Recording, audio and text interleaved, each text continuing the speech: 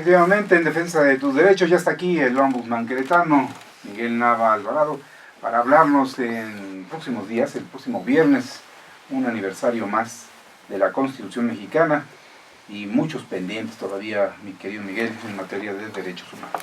Buenos días, Luis Armando, buenos días, Joeme, buenos días a todas las personas que nos escuchan. 99 años de la Constitución Política de los Estados Unidos Mexicanos. Una Constitución que ha sido modificada en diversas ocasiones, que la reforma constitucional en derechos humanos del 10 de junio de 2011 es un parteaguas en este documento que es la expresión de la voluntad del pueblo hecha letra y que todavía no logra armonizarse. Vemos que la Constitución tiene varias inconsistencias, varias contradicciones. Una de ellas muy importante, ¿no? Habla sobre el supremo poder de la Federación, dice el artículo 49. El supremo poder de la Federación se divide para su ejercicio en ejecutivo, legislativo y judicial. El artículo 50 habla del poder legislativo, el artículo 94 habla del poder judicial, pero el artículo 80 habla del supremo poder ejecutivo. O sea, todavía siguen dándole un tratamiento de supremo a un solo individuo que es el presidente de los Estados Unidos mexicanos cuando existe una división de poderes. Existen facultades como una que tiene la Corte, el artículo 107 de la Constitución, en la fracción 16, en el separar y consignar a un servidor público por no cumplir con una sentencia de amparo. ¿Qué quiere decir esto?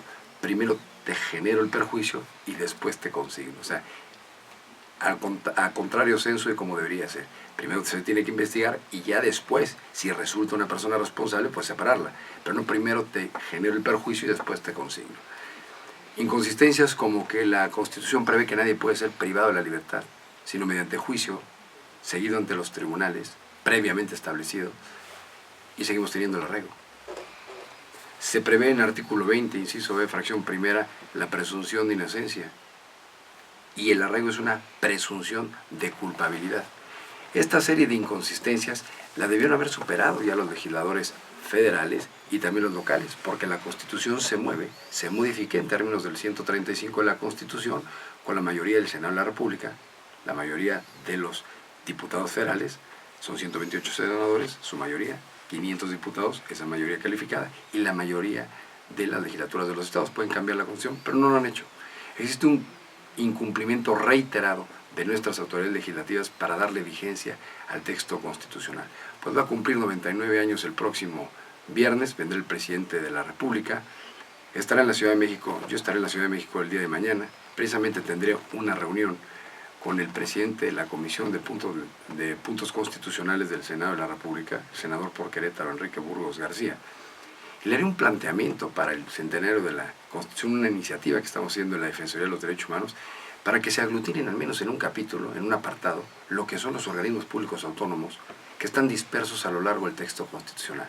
Vemos un INAI, un Instituto Nacional de Acceso a la Información Pública y Gubernamental, en un artículo 6. Vemos una Comisión Nacional de los Derechos Humanos en el artículo 102, apartado B. Vemos en el artículo 41 en la Constitución el Instituto Nacional Electoral. Y cada uno de estos organismos que reúne estas características, que no son parte de ningún poder, ni del legislativo, ni del ejecutivo, ni del judicial, están dispersos en el texto constitucional. Y sería importante aglutinarlos, darle un nuevo orden a la Constitución.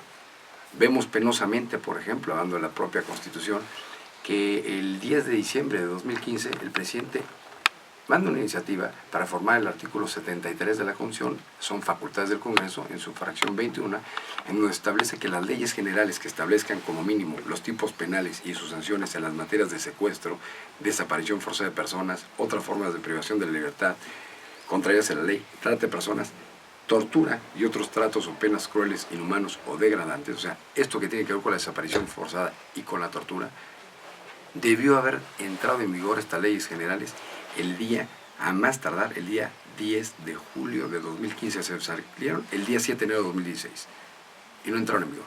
O sea, no hicieron su tarea los legisladores federales.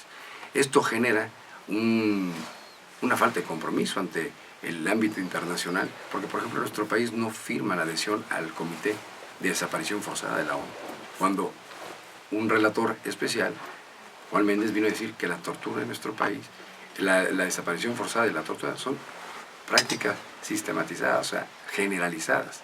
Entonces, este tipo de situaciones no permiten a nuestro país tener una buena impresión en el ámbito internacional y obviamente generan un reclamo ciudadano indudable, porque nuestros representantes tendrían que cumplir con lo que mandata la Constitución y no se está haciendo.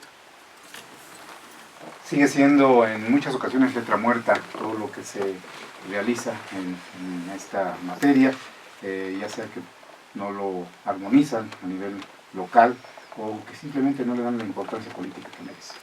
Así es, 99 años de esta Constitución política en nuestro país, estamos a un año del centenario y con un rezago importante en la armonización de la misma. Ojalá que estos legisladores de esta legislatura, en Querétaro, en todo el país, el Congreso de la Unión, pues hagan lo indispensable para generar condiciones de respeto a la dignidad humana y a los derechos fundamentales.